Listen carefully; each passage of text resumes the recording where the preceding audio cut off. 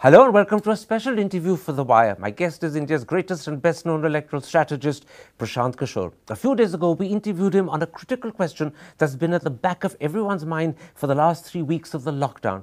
What impact will this coronavirus crisis have on Indian politics? Today, I'm going to talk to him about himself.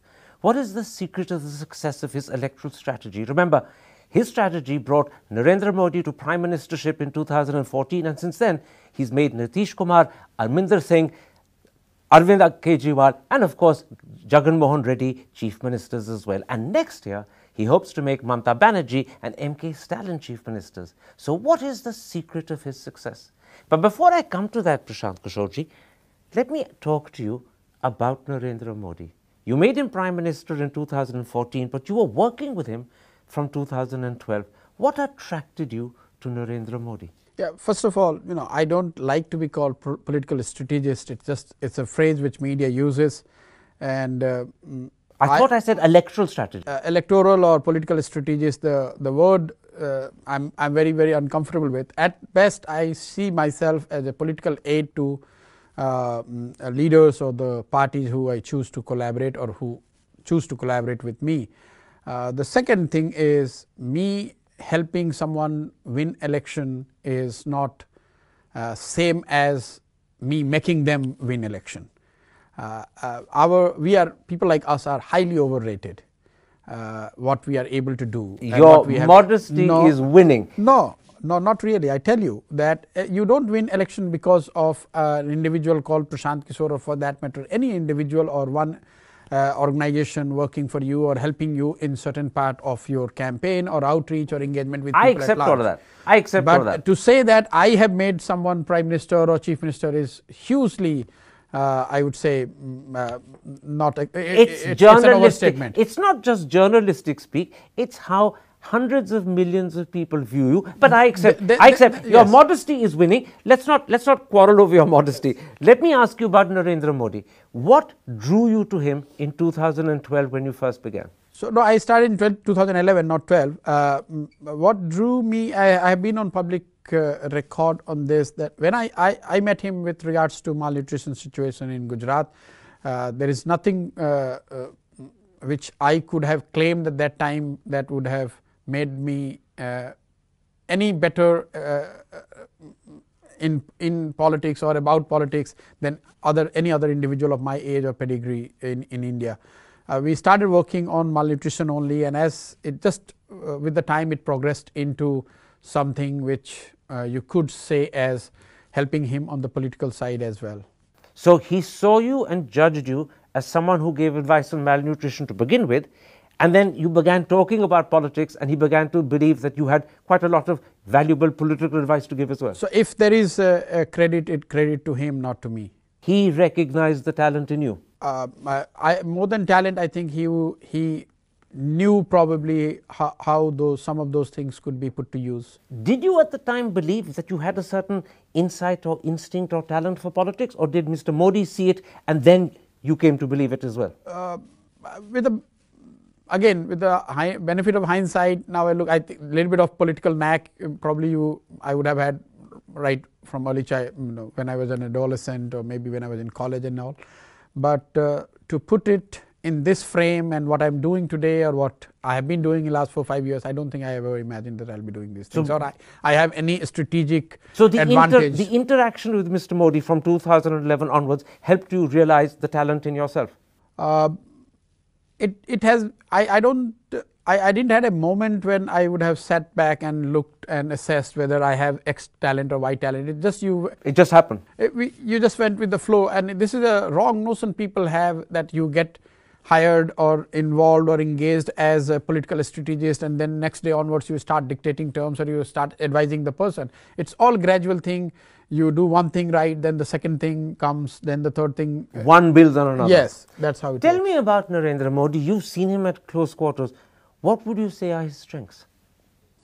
Oh, there are many. You can write a book about his strengths. But if I have to single out one thing as his distinct advantage or strength, I would say the unique experience mix he has. which is unmatched in India, in contemporary India. And what I mean by unique experience is 15 years as a RSS Pracharak, he probably had an opportunity to see, observe, interact, engage with masses at the grassroots level like very few would have. Then 15 years as political organizer when he was in BJP, doing all what a political organizer or an activist is supposed to be doing, building organization, making it election ready, making it electorally a force, managing people, leaders, all those things is another bucket. And then 15 years as in government as chief minister and now as a prime minister. Now, if you put this thing together, you are talking about 45 years of experience, which to my mind is unmatched in India. You would not find an individual with the similar professional mix of 45 years, and that probably is his biggest advantage. People often say that Narendra Modi has an instinctive understanding of the Indian people. He can almost second guess what they feel and think. But and is that because of his chaiwala origin? No, it's because of this experience, what I'm trying to tell you. Not his chaiwala origin, but his extensive experience. It's about if you spend 40 years and if you're, of course you have to be very smart, you have to be wise, you have to be intelligent, but with this experience, exactly what you said, that's an outcome. But he has that instinctive ability, or literally he gets his instinct most of the time. He's right with his instinct when it comes to gauging public mood and interacting, engaging with them. It is because he has that experience to back that instinct. Let me ask you the opposite question. What are his big weaknesses? Oh, I'm too small a person to talk about his weakness. It is for people to judge. But as an analyst who's worked with him, see, I've been asked this question, and probably if I'm forced to say something, I'd position it differently. I would say probably as an individual, as a leader, he could be a bit more benevolent. So if you want to say, everyone has many weaknesses, so I'm not getting into that, but what he could be better on is by being the key, he could be more benevolent. What do you mean by more benevolent? In every possible way. You understand the meaning of benevolent. You mean nicer, kinder?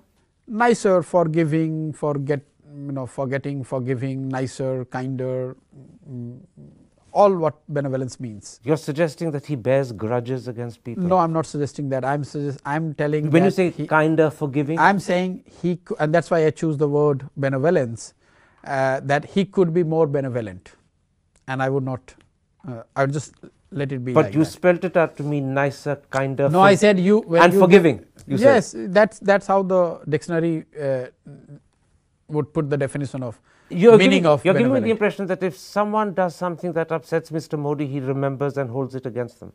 I'm not getting into dissecting that, but you asked me a question about his weakness, and I'm telling that one area where probably he could have been better is this, where he could be a bit more benevolent. Is he an easy person to talk to? He's a great listener. A great listener? He's a great listener. He doesn't interrupt? No, and more than that, when you're talking to him, you're working with him, he gives you the impression that he's there in body, mind, soul, he's there with you. Even if that meeting is for 5 minutes or 2 minutes or 1 hour, no matter what the length is, no matter the hour of the day, no matter whether he's tired or he's fresh, you'll get this feeling that he's there in totality. And is he the sort of person who you want to share your innermost thoughts with? Is he the sort of person you would want to confide with, or is that going one step too far? That depends on the individual, and probably would vary from one individual to another. There would be people who probably would like to confide in him, and there would be people who... You worked with him for 4 years. Would you consider him a friend? No, I don't think he's my friend. No. He's not a friend? No, he's not. In general, no one should consider... I wouldn't advise, if you ask me, can I consider him as a friend, I would say no. Did you like him? I like many parts of him. Yes. but not all. But that's true for all individuals. I'm going back to using a phrase I used earlier because it's used popularly and I know it embarrasses you. You made Mr. Modi. No, I did not make But let me finish the question. Don't get hooked on the word made. No, but I'm saying but I'm using it on purpose because you'll soon work out why I'm using it. So let me finish. You made Mr. Modi. Can you unmake him? No, first of the question is not valid is because first of all I did not make him. Okay. Mr. Modi made himself. Okay, you helped make Mr. Modi. Can no, you I help did not even. I would not even. I would further qualify it. I might have contributed in my little way in what he became from 2011 to 2014 in that time frame. Then let me rephrase it. If you contributed in your own little way to what he became from 2011, from 2011 to 2014, yes. Would you be willing to contribute in your own way to his defeat in the next election? No, my life goals are not set like that. I'm not driven by this idea that I have to defeat X, Y, or Z, and that includes Mr. Modi. Let me put another question to you. You've seen the sort of Prime Minister he's been since 2014. You've often tweeted with disillusionment, sometimes with anguish, occasionally with anger, particularly in the days of CA yes. and NPR. Yes. Do you regret the role you played in helping him become Prime Minister? No. You have no regrets at all? No. You learn, you don't regret. You learn from your experience, you don't regret. That is how I see it. If Mr. Modi invited you to work with him again, would you say no? I think we have moved too far. There's too much fasla between the two of you. Not fasla, like he first of all he doesn't need someone like me, and second I have also moved in my own little small way. So what's the question of going back? I don't think. So that's a bridge that's been crossed. You can't go back over it again. I don't think so. Let's come to the other people that you've worked with. Yes. To whose election success you've contributed in a big way.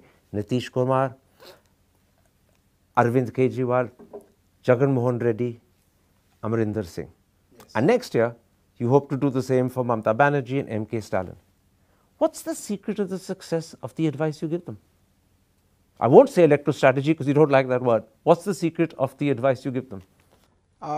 Just being open-minded and driven by the evidence or the data which we collect, know, and being commonsensical. It's largely about being commonsensical. 9 out of 10 things what we do, I tell you, is already known to the leader that this is what they should be doing. Sometimes they lack the conviction that they can or they should do it. So our presence sometimes helps in doing that.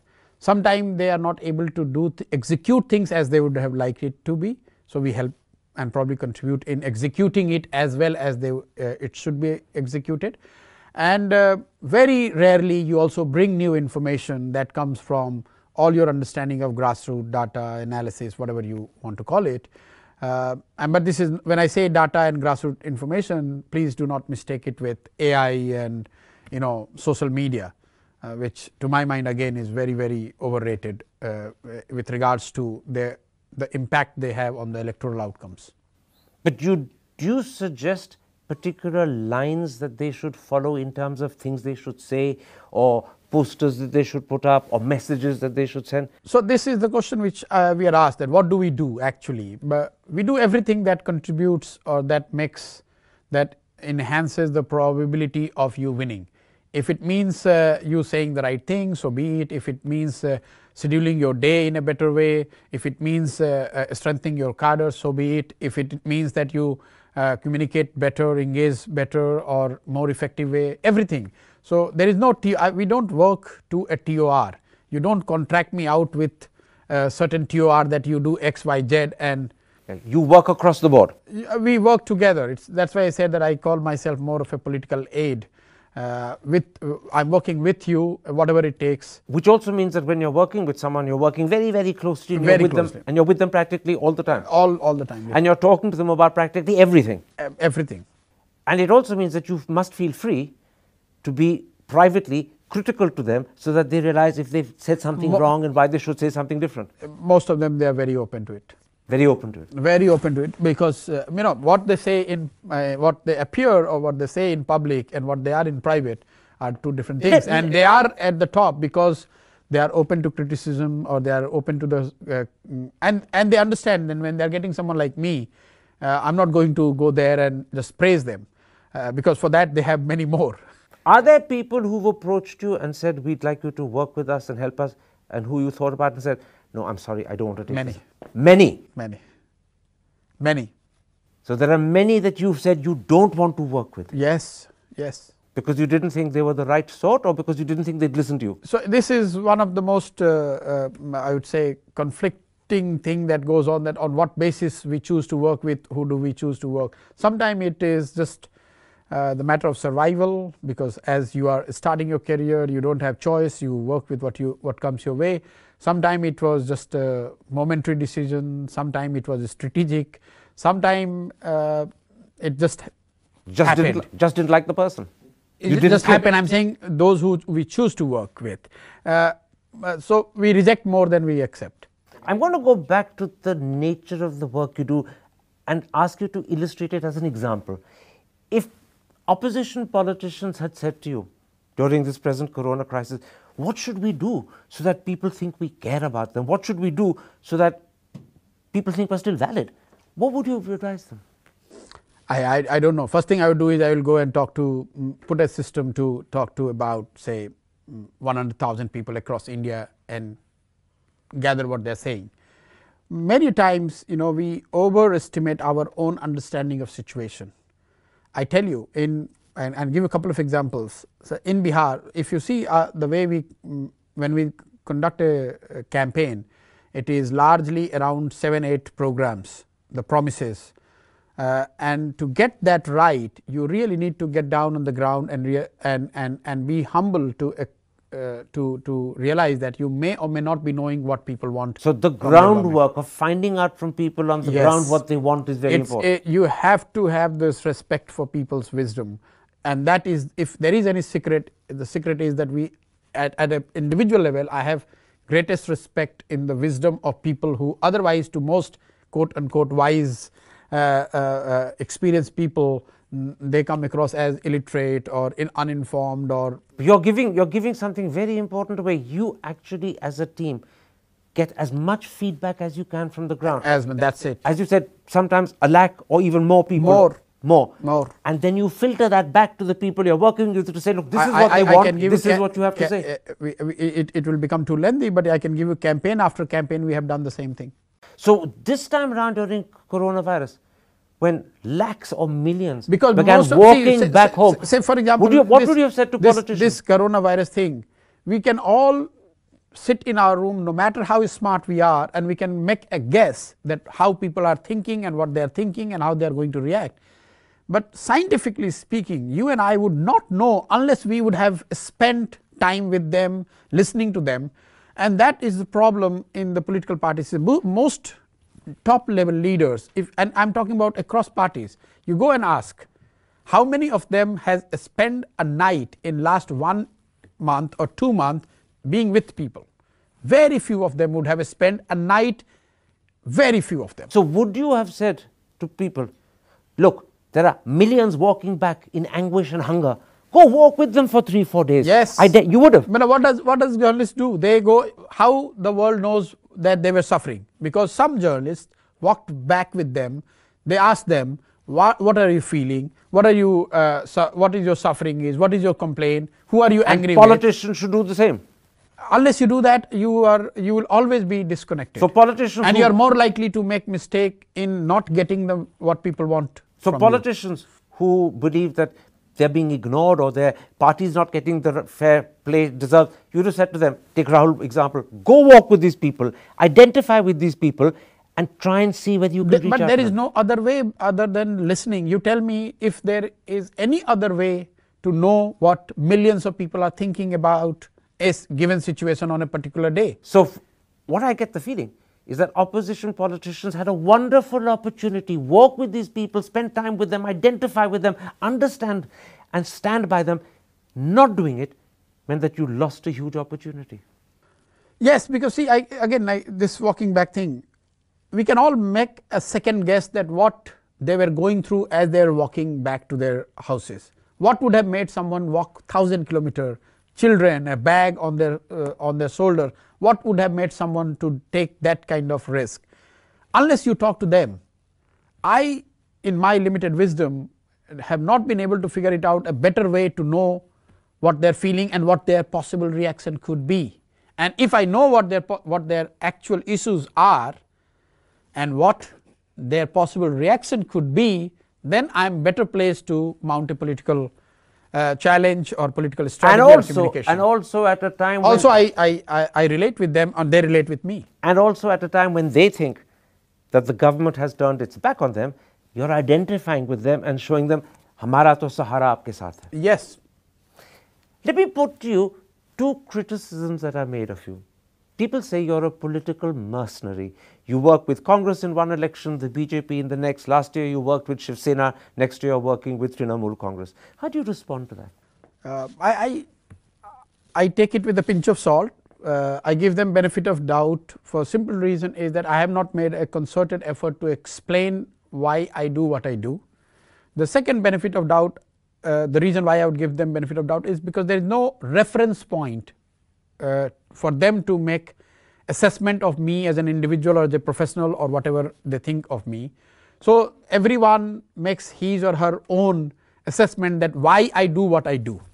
Now on this question of Congress, BJP, this side, that side, if you give yourself 2 minutes, you will realize that since 2015, once we have walked out of the BJP NDA setup, in 2015 I have worked with Nitish Kumar, who he was fighting with. He was fighting with BJP.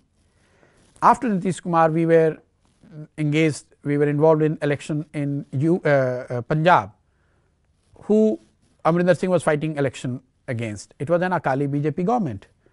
After that, we were in UP, which we were unsuccessful. The Congress Sapa were fighting BJP. After that, we were in Andhra. Jagan Mohan Reddy was fighting against TDP plus BJP. It was an NDA government. So, but you don't want to see it. You want to see who Didi is fighting, who MK Stalin is fighting. So you put this all together and tell me where we are moving from one side to another side. So in a sense, you're a bit like a lawyer. You don't judge the party that comes to you to hire you. You simply judge, I've got a job to do and I'll do it. No. You cannot hire me. You cannot hire You must want to work with them first. Yes.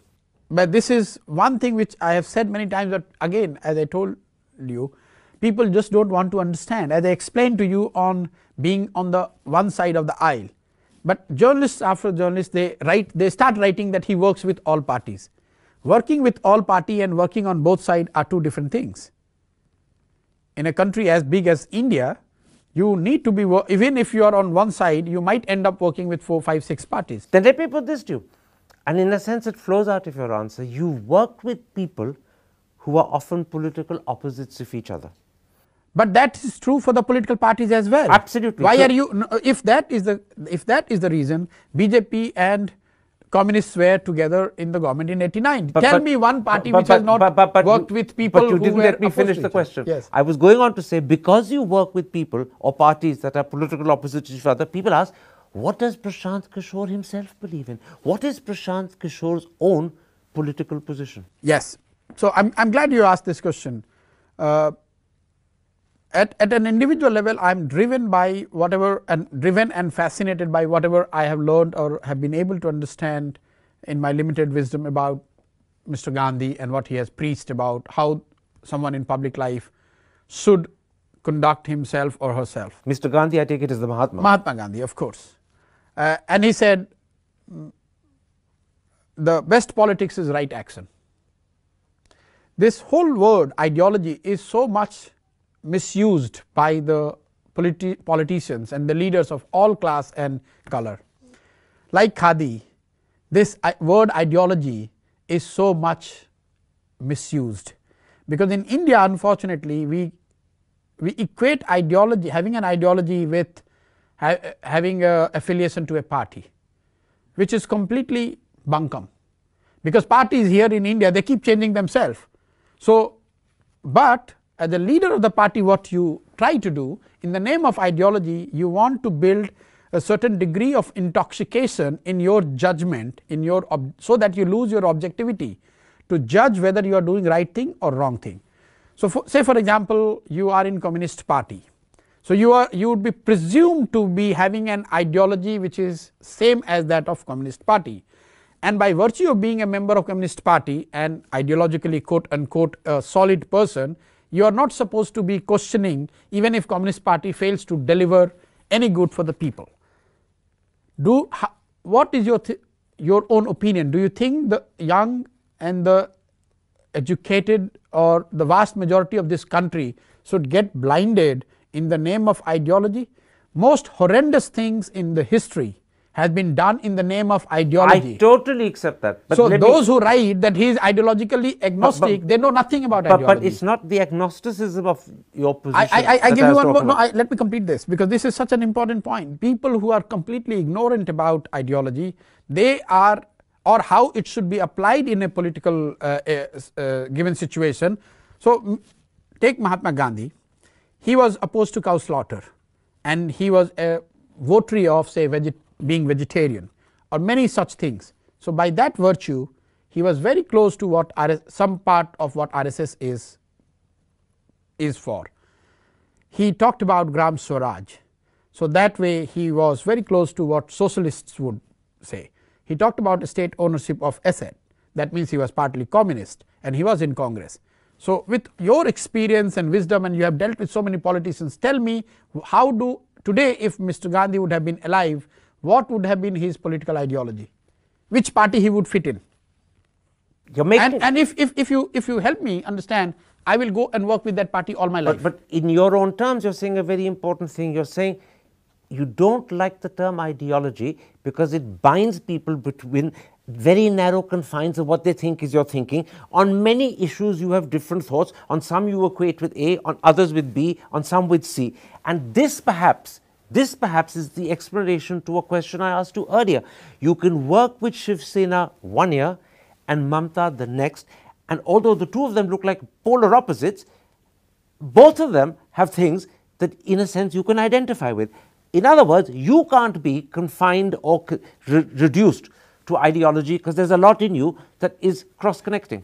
So, I am saying that you as an ideology, as a person, you must have an ideology, but do not equate it with having an affiliation with a political party, because in India, as we are still early as a journey of the nation, we are early stages of being a democracy.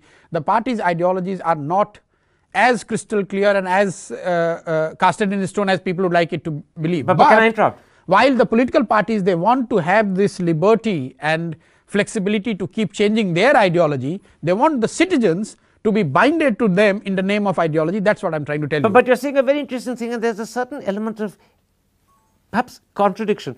At one level, you're happy to work with people who... No, working is a different thing. Let's stick to ideology point. But I'm trying to understand... As a citizen, whether you should have ideology and how do you deal with this having or not having an ideology. What I'm trying to tell you is the political ideology, and I repeat, having an ideology is not same as being affiliated to a party.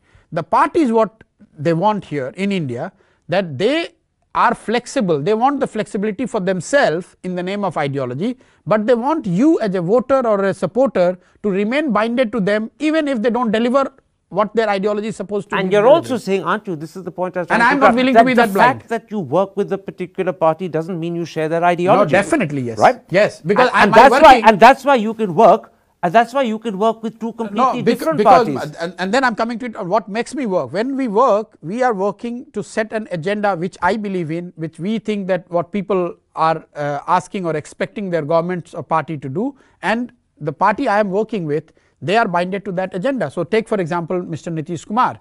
He fought an election as part of Mahagathbandhan, and now he is with BJP. I was with him and I am not with him today, but this 5 year, his agenda, his governance, everything is binded to the 7-point program which has been written and contributed by us, to which we contributed. So, more than 60% of Bihar's Bihar government's budget is tied to those 7 promises and on which the elections were fought. In other words, he may have found new political affiliations, but he's bound by the 7-point agenda. Yes, he can't get away. You helped him create. Yes, he can't get away. So in other words, he may have found new partners to work with, but he's still walking down the road. Yes. He's still walking down your road. Same road which we would have put together. Absolutely. It's not my road, but it's a road. It's just that he's changed partners. Yes. Not Lalu, now he's holding Modi's hand. Yes. So what I'm trying to tell you is that it's not an ideal situation. In ideal situation, as I said, if you tell me the party that represents and is true to the ideology what Mahatma Gandhi would have outlined for this country, I'm happy to remain with that party all my life. Let's move away from let's not give the flexibility and benefit of doubt to the parties. Then you hold others accountable. I accept the point you're making. And that is why. But a final point on this. Sorry, it's getting a little long. See, that is why voters are also not loyal to you, the party, because you think that you can keep changing your partners and your ideology depending on your conviction, and voters cannot change. Voters have also changed. And that's why ideology does not necessarily give you the vote as much as you would have liked, because you have not been true to your own ideology. But this brings me back to a question I put to you earlier, which you didn't agree with. Your approach to who you choose to work with is a bit like that of a lawyer. You're free to take up whatever case you want and free not to. In my head, so long you agree to if I'm convinced, so I apply two things. First, whether as a voter I would like to, in a given election, whether I would like to vote for this party. If I'm a voter, whether I would vote for this party or not. That's a very fundamental thing I apply. Okay. You won't work for a party you wouldn't vote for. Yes, okay. That's first. And the second thing is whether I would have enough freedom to work with this guy to set his or her agenda for next 5 years. This is the only two things that drives ultimately. But the first is very interesting. You must have felt you could vote for Shiv Sena in Maharashtra because you work for them. Yes. And you must feel you can vote for Mamta next year because yes. you're working with her. Absolutely. And yet the two people could be very different. Very, very different things. Because they are in different worlds. So if next year... But doesn't that suggest you're torn apart? I'm coming to it. So if next year in Bengal there is an election and you are to vote, as a voter who would you vote? There are 4 options. Congress, Left, BJP and Mamta. As a voter, who would I vote? If I think that I will vote for TMC, I'm happy working with TMC. What made you vote or believe you could vote for Shiv Sena? On so many issues I'm not like with CAA and NRC. No, on Shiv Sena, Shiv Sena is not, Shiv Sena has been a very limited couple of advisors here or there. We have not worked as much as you would like the world to believe. So there has been no... One more question before I take a break. I've gone a lot on about how you've made, and you don't like that phrase, chief ministers and prime ministers. The one failing was UP in 2017. Yes. What went wrong? What went wrong? Yeah. In simple word, we could not execute what we planned. So, and the blame lies with me, not with anybody else, for going with a plan which probably was not implementable, or for failing to execute, because when I work with someone, I do not only plan or advise, I actually work with them to execute it as well. So that was at the fundamental level, we could not execute what we planned. Because they wouldn't let you? That's not material whether they let me do that or not, because end of the day, if they did not allow me to implement, I should have quit. But yes, it was a failing which should be attributed to me, not to Congress or anybody else. I am more to be blamed than them. Let me ask you one more question. You worked very successfully with Amarinder Singh in Punjab. He came, I believe, just 1 seat short of a 2/3 majority. Yes. It's one of the biggest victories Congress ever had.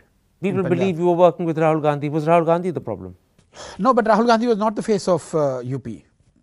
See, if I can sum it up, in an election you need what I call 4 M's. The messenger, which is the leader, the message, the leader saying the right thing what people want, and that's what I said, that you need to be informed and be data driven and talking to as many people as possible so that you tell them the right thing what they want to hear.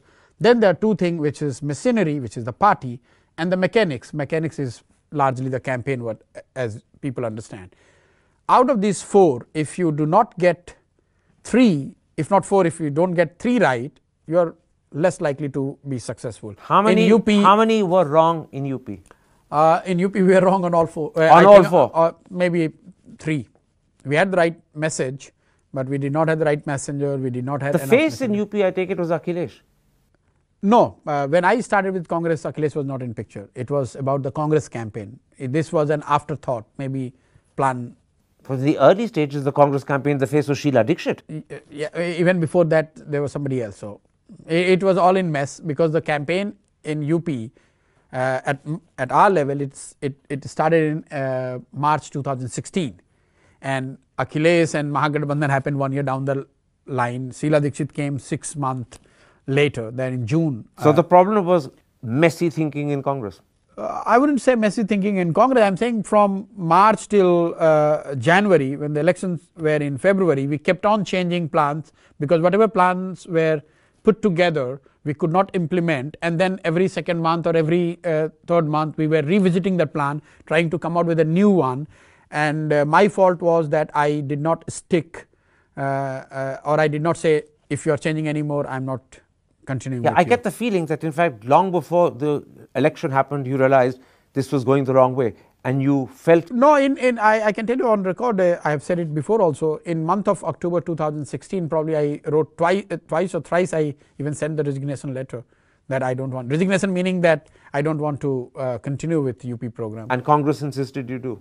I wouldn't say they insisted, but okay, mutually once you are in the war, then there is very, sometime you get overconfident that okay, let me try one more time, let's see. So it was a combination of things. So this is a series of mistakes that you badly regret today.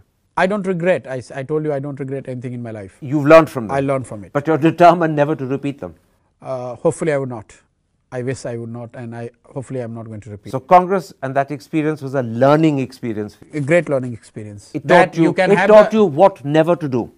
It told me that you could have the best of the plans, but you could still fail if you are not able to execute it the way you want. And people could change after agreeing to the plan. That was the real unique experience I had in UP, because before that, whoever I have worked, once I can understand having a difference of opinion when you are drawing up the plan, but once people at the highest level, they agree to the plan, they never change. And Congress kept changing. The situation in UP was such that we kept changing, and that is what led to the. You've been extremely upfront and honest in talking about yourself, how you choose parties to work with, why you choose parties. At great length, you've explained to me what ideology means to you. And also that at the end of the day, there are many that you refuse to work with far more than you've agreed to work with. I'm going to take a quick break and come back and ask you in a very short last part, how do you see your future? You're 43, you have at least 20, if not 30 working years ahead of you. What does the road look like over the next 3 decades? That's in a moment's time. But first, a message from our sponsor, Glenlivet, whilst I take a sip from this glass. After a special interview for The Wire, my guest is one of India's most highly regarded electoral strategists, although I should add, he doesn't like that term, electoral strategy. Prashant Kishor. Mr. Kishor, in February, you launched a platform called Bihari Key, and it was an attempt to bring together people who wanted to make Bihar one of the top 10 states. And in just 8 weeks, 10 lakh people have joined you. Yes. Would you accept that this is an indication of your popularity? No, it's an indication that again we got the message right. It's time governments and leaders are assessed not in terms of what they deliver in gross numbers, but on relative terms. And if I can just take a minute what this Bihari Key is all about. In last 15 years, a lot of people, I would say literally everyone, accept the fact that Bihar has done much better than what it was doing before under Nitish Kumar's leadership. But if you really closely look at the data, and you will find that relative to other states, Bihar ranking on almost all indicators is slipping. Not only slipping, it is same as it was. So what I mean by this is that on per capita GDP, per capita income, per capita expenditure, electricity consumption, vehicle ownership, per capita road, household, the concrete households, all-weather roads, IMR, MMR, school learning outcomes. You take any indicator, and we have put together 20 such indicators, examine it over last 60 years to find that what has been the Bihar's journey vis-a-vis other states. Unfortunately, what we saw that despite much what has happened during Nitish Kumar's government between 2004 and 2015, and some data points are up to 2019, Bihar's relative ranking is same as it was in 2004.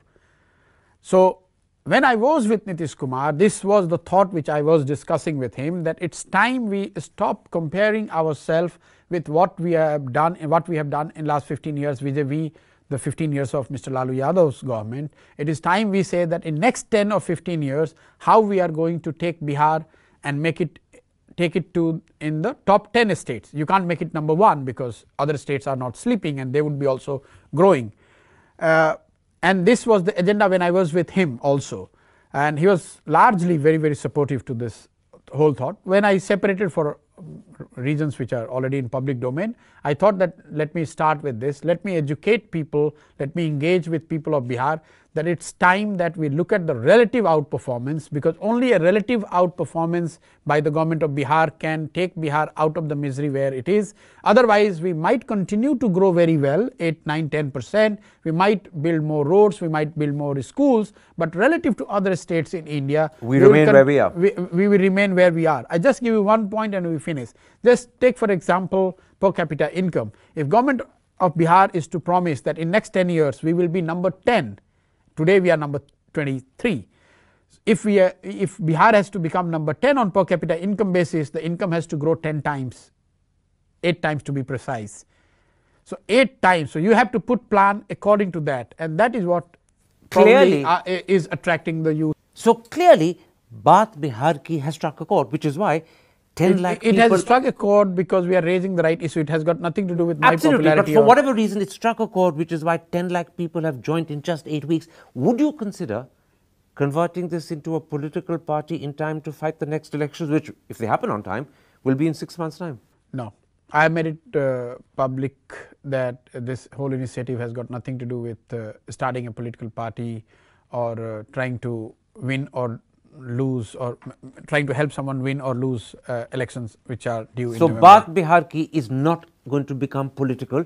It's absolutely apolitical, and it's basically centered around pushing Bihar's development to a point where Bihar becomes one of the top 10 states. No, it's in the short run it is aimed to educate people, bring a lot of young people on board with this idea that we need to relatively outperform other states. And in electoral terms, we are looking at about 8,800 panchayats which are there in Bihar, and elections are due post assembly election, to make those who believe and buy into this idea to fight elections, because those elections happen not on the party symbol. So I want as many young people who I think are good. So Baat Bihar Ki can sponsor people for non-political panchayat type elections. We are already doing it, but not state level or national level elections. No, not in Bihar right now. Is this a no forever, or is this just a no for not now? No, in the short run, that's the idea that let's. But what happens in the medium run? That we don't know what happens in. So there is a possibility in the future. No, temperamentally, I am opposed to idea of creating a lot of a party just for the sake of it, unless you have a real good value proposition to offer. Let me bluntly ask you: you're a political animal. The excitement of politics runs in your veins. You've helped a lot of people become chief ministers and, in one case, prime minister. Would you want to be a politician yourself? But I am a politician. I joined. Do you want to be an elected politician? I'm not in hurry, and I do not look things in binaries, or I do not look things from the in 2 years, 3 years, 5 year time frame. I have a tendency to look things. I think if you want to do something meaningful, you have to have a time horizon of 10-15 years. Absolutely. You're only 43. You have a time horizon of 30 years. Yeah, but so I'm not looking at, I don't have the wisdom to, or crystal ball to see 30 years down the line and 20 years down the line. I'm saying that if I have started something, I want to be in politics, I will not tomorrow launch a party unless I have a right value proposition to offer, which is distinct and which is accepted by the vast majority of people who I want to I'm going to represent. go back to the beginning of your answer. When I asked you, do you want to be a politician yourself, your words were not in a hurry. When I asked you about elected politics, you said not in a hurry. In other words, you're not against it, But it's not. I'm not against it. Why should I be? It's not something that is a goal or target for you just now. But see, people, the moment someone say that you are coming in politics, people straight away say, okay, he will launch a party, he will fight an election, which alliance he will build. Those things are not how I see things change. At the moment? No, not at the fundamental level. That can not change what I am asking or what I am seeking to happen in Bihar. If you want to change Bihar on those terms which I am articulating, which is the relative outperformance vis-a-vis other state, that cannot happen unless you bring the fundamental change in the way the whole political ecosystem is organized and brought together. Elected politics is not your priority at the moment. Yes, not a priority. But it is possible 5-10 years down the road. Yes, of course. So you're not closing the door. Not at all. To becoming an MP or a minister or a chief minister. No, those things. See, I have said that in Bihar, I will continue to work at the grassroots. Next 5 or 10 years, I am not going to upper house, Rajya Sabha or Lok Sabha. No disrespect for those. I just think that I need to spend that many years working on the ground to understand. Does that include no MLA either? No, I have not said MLA, but I have assured this to people, because I have been asked this question in Bihar, especially from the young people who I work with, that are you going to go to parliament? And I have said that no, I have got no interest in going to parliament. But you said it doesn't include being MLA. Yes, but if I am to fight election in Bihar at some point in time, yes, You could. I could, yes. And but if I have to have a value proposition. Absolutely. Right now I don't have a value proposition. See, winning an election is one thing, but after winning you should be able to do something that makes a difference. Otherwise, yes, winning an election we help so many people, as you rightly said, to win election. So I'm sure I can organize my own election to become an MLA or MP, but that would not necessarily bring the change which I think we should be aiming to. You're saying 2-3 very important things. I'm just summing up. Getting elected as a politician yourself is not your priority at the moment. Yes. You're pretty clear that you don't want to be an MP or in Lok Sabha or Rajya Sabha member for at least the next 10 years. But the possibility of an MLA is open. It's not immediate, but it is open. Because grassroots fascinates me. And I think we must give ourselves 5-10 years time to understand grassroots before trying to jump. And an MLA is a direct product of a grassroots understanding. MLA, the Mukhya, the Panchayat level, that is far more exciting. I know people will think that I'm just saying it for the heck of it, but that is where the real learning is. Because there's no school where I can go and teach myself or educate myself with what happens at the grassroots, other than the fact that I work at that level of the grassroots has to teach you what happens at the grassroots. Yes, grassroots has to teach. You have to make yourself part of the grassroots if you want to actually learn something meaningful. Prashant Kishor, for a fascinating interview, both about yourself and your understanding of electoral strategy, even though you hate that word, and politics, I'm deeply grateful. Thank you. It's a pleasure. Thank you.